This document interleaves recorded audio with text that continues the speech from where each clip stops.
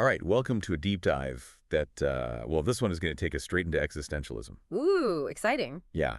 And the really cool thing is we're using the Stanford Encyclopedia of Philosophy entry for this one, Oh, nice. which is, awesome because you're into philosophy. Yeah, So definitely. this will be great. Perfect source. And the thing that I think is so interesting about existentialism is it's not just like some dusty old philosophy book, right? It like pops up everywhere. It really You does. see it in art, you see it in literature, Yeah. politics, even therapy.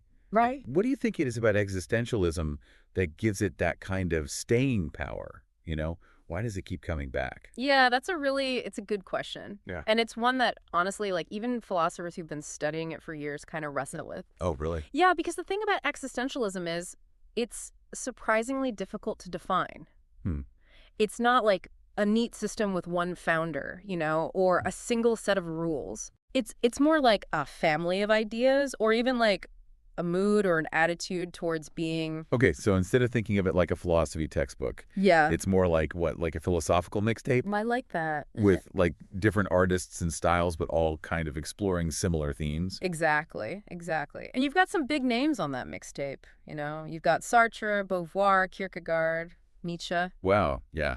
Heavy hitters. But don't worry, you don't need to be like a philosophy whiz to understand the main ideas here. Okay, that's good to know. Yeah. But let's get into those ideas then, right? Like, what are some of those, I guess, core existentialist ideas that are still resonating with people today? Mm.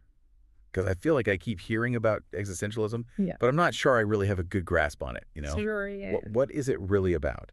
Well, it's interesting to think about, like, when existentialism really came into its own, it was during a time of just massive upheaval. Think about the impact of, like, science challenging these long-held beliefs, the Whoa. world wars, the atomic bomb, all these things that were happening. It's huge, yeah. And they really shook people's sense of meaning and purpose. That makes a lot of sense, actually, because it feels like we're kind of living through similar times now, right? Yeah. With so much uncertainty and just constant change. Yeah, absolutely. Maybe that's why existentialism keeps popping up. It Yeah. speaks to that feeling of like searching for meaning Mm-hmm. in a world that feels like it's constantly shifting under our feet. Totally. Yeah. Yeah, existentialism is very much a response to that feeling, of like anxiety and the sense that our old ways of understanding the world just aren't enough anymore. Mhm. And this brings us to a concept that you might have heard of before, nihilism. Oh, yeah. Nihilism. Isn't that the idea that like nothing matters? Yeah. Like we're all just these tiny specks in this vast, meaningless universe? Exactly. It always seemed kind of, I don't know, depressing to me, to be honest. Yeah, it's a heavy idea. Yeah. But you've hit the nail on the head. Okay. Nihilism argues that life is inherently meaningless. But here's the key difference. Okay.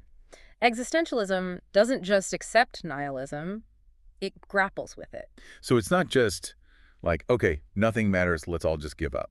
No, not at all. Okay. It's about figuring out how to live a meaningful life, even when you acknowledge that there might not be this, like, inherent meaning baked into the universe. So it's less about wallowing in despair and more about figuring out how to live a good life, even if we have to kind of define good for ourselves. Exactly. Yeah, you got it. Okay. And this is where another, like, key aspect of existentialism comes in. Right. It's deeply rooted in lived experience, Okay. not just, like, abstract theory. I see. It cares about how we actually feel and act in the world, not just what some philosopher thought about it centuries ago. Yeah, that makes sense. Yeah. It's like you can't really understand love just by reading a definition in a dictionary, right?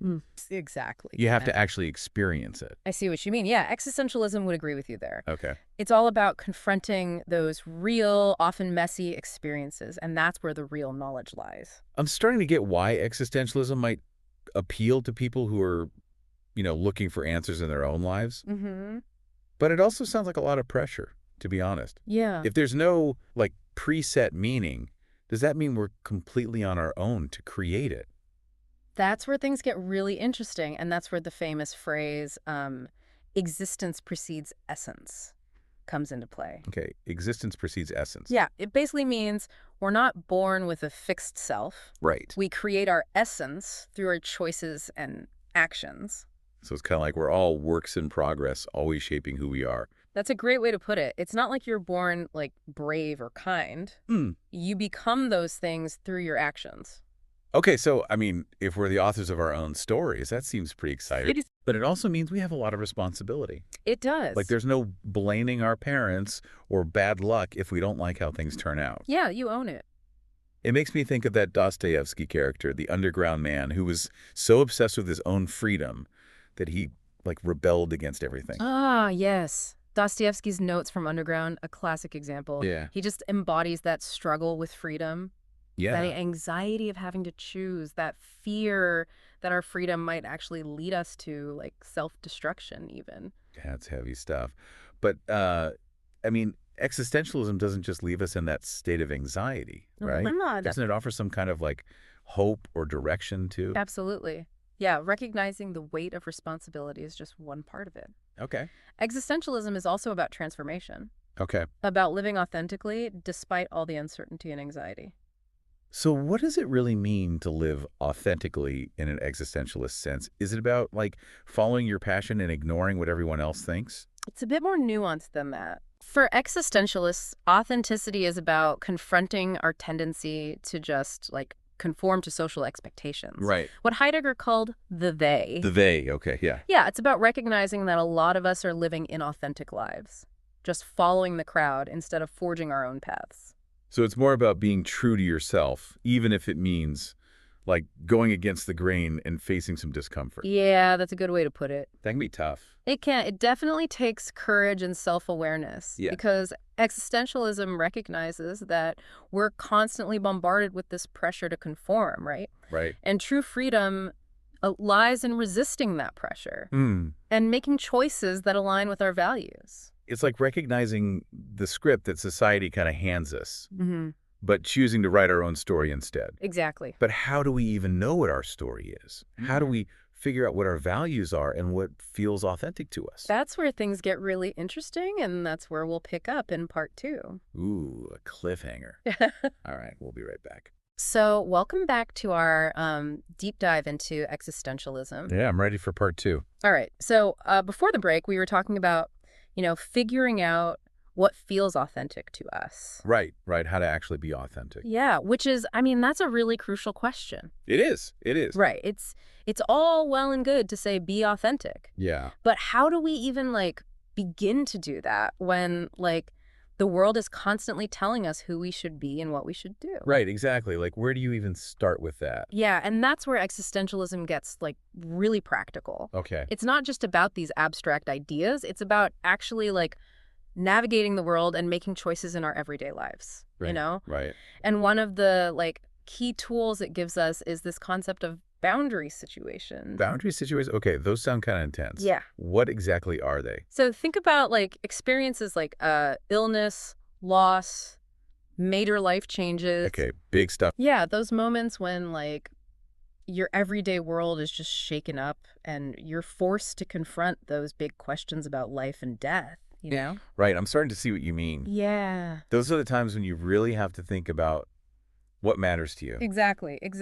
Yeah. Existentialism suggests that these boundary situations, even though they can be really difficult, Yeah. they can actually be opportunities for growth. Oh, They interesting. force us to, like, confront what's truly important and make choices that align with our deepest values. So instead of just going through life on autopilot, Mm-hmm. these challenging experiences can kind of wake us up and push us towards a more authentic way of being. That's a great way to put it. Okay. And this ties back to the idea of freedom and responsibility that we were talking about earlier. Right.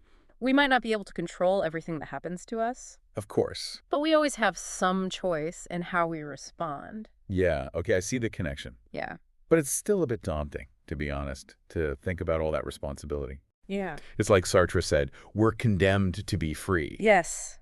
That is a famous Sartre quote. Right. And it highlights, like, the paradoxical nature of freedom, right? We crave it. Yeah. But it also comes with this, like, heavy burden of responsibility. But how do we even know what the right choices are? If there's no, like, inherent meaning, doesn't that make every choice kind of arbitrary? That's a common misconception about existentialism, actually. Oh, It's not about saying that all choices are equal or that there's like no such thing as right and wrong. okay. Instead, it emphasizes the importance of like creating our own ethical framework. So instead of relying on like some external set of rules, Right. we have to figure out what our own moral compass looks like. But I mean, how do we even start to do that? Well, existentialism suggests that our values should be grounded in our lived experience, in our understanding of what it means to be human, you know? Hmm. It encourages us to ask ourselves these tough questions about what we believe in, what we stand for, and what kind of impact we want to have on the world. So it's like instead of just blindly following tradition or what other people tell us, Right. we have to really think for ourselves and figure out what we believe in. Exactly. That sounds like a lifelong process. You're absolutely right. Authenticity isn't a destination. It's a journey. Huh? It's about constantly questioning, reflecting, and making choices that align with our, evolving sense of self. Okay, that makes sense. But it also sounds like there could be a lot of internal conflict along the way. Oh, for sure. What if, like, our desires clash with our values? Yeah. Or what if we make choices that we later regret? That's all part of the human experience. Existentialism doesn't, shy away from the messiness of life. Okay. It acknowledges that we'll make mistakes, that we'll sometimes act in bad faith, as Sartre called it, and that we'll constantly be grappling with these, complex questions. Bad faith. You mentioned that earlier, but I'm still not quite sure what that means. Right. Yeah, it's an important concept in existentialism. Okay. So Sartre used bad faith to describe those moments when we try to, deny our own freedom and responsibility.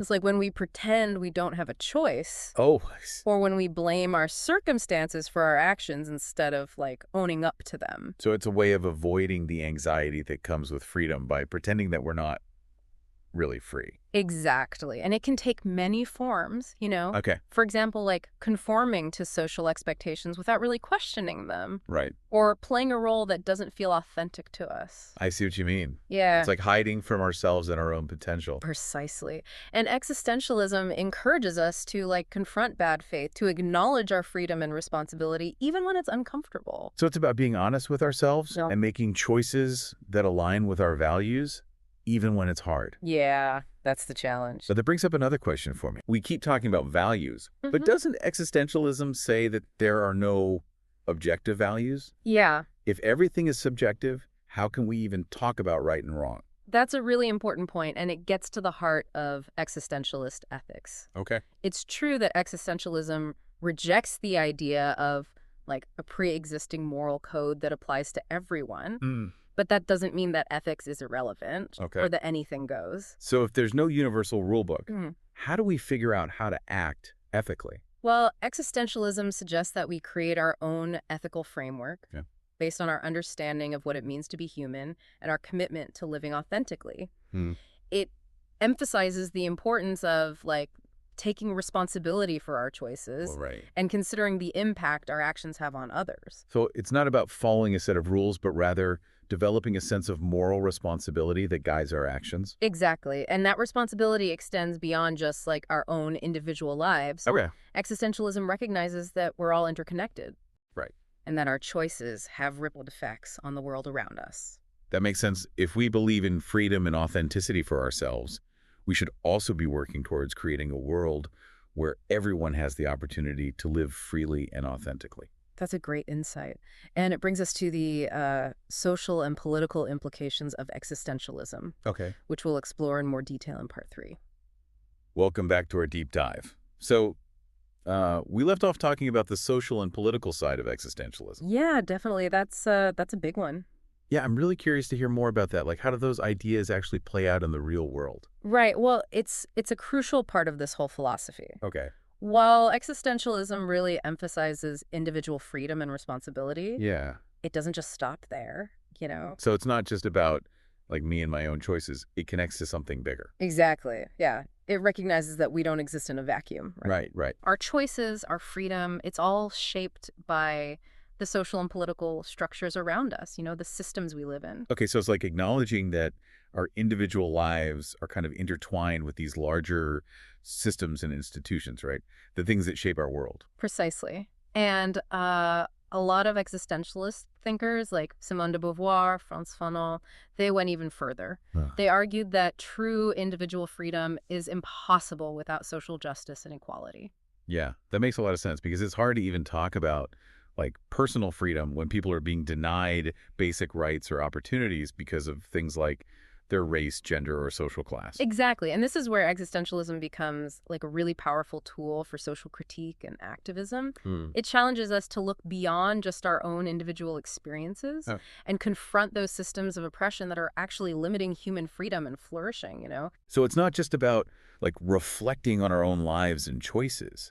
It's Yeah. also about working to create a world where everyone has the opportunity to actually live authentically and freely. Exactly. Yeah. That's the big picture. That sounds like a pretty tall order, to be honest. It's definitely a challenge. Yeah. But existentialism reminds us that we're not just these like passive bystanders. Hmm. We have the power to choose, to act, to make a difference, even if it's hard. This is making me think about how existentialism connects to some of those like huge issues we're facing today, like climate change, for example. Interesting. It seems like that sense of individual responsibility could be really important in tackling a problem that feels so, I don't know, overwhelming. That's a great observation. Existentialism has a lot to say about our relationship with the environment, too. It challenges us to recognize that we're not separate from nature, but a part of it. Right. And it reminds us that our actions have consequences, not just for ourselves, but for like the entire ecosystem. So instead of just focusing on like our own comfort and convenience, we have to think about the impact our choices have on future generations and the planet as a whole. Absolutely. Yeah. Okay, I'm starting to see how these ideas could be really helpful in tackling these like complex global issues. Yeah. But it still feels a bit, I don't know, daunting to think about actually changing the world. What can one person really do? Right. And that's where existentialism's emphasis on action comes in. Okay. It reminds us that even small acts of resistance, even individual choices made with like awareness and intention, they can contribute to positive change. So it's about focusing on what we can control, on making those choices that align with our values, and trusting that those actions, however small they might seem, can actually have a ripple effect. Exactly, yeah. And it's about finding ways to connect with other people who share those values, to build movements, to create collective action. Wow, this has been such an eye-opening conversation. It's been great talking about this. I feel like I'm finally starting to, I don't know, grasp the essence of existentialism. That's great. It's not just about this like abstract philosophy up in the clouds. It's about how we actually live our lives, Yeah, absolutely. how we relate to others, how we engage with the world around us. It's very grounded, yeah. It's been a truly fascinating deep dive, I have to say. Thanks. I have a feeling I'll be thinking about these ideas for a long time to come. Me too. Thanks for guiding us through this journey. It's been my pleasure. And remember, existence precedes essence. What will you create?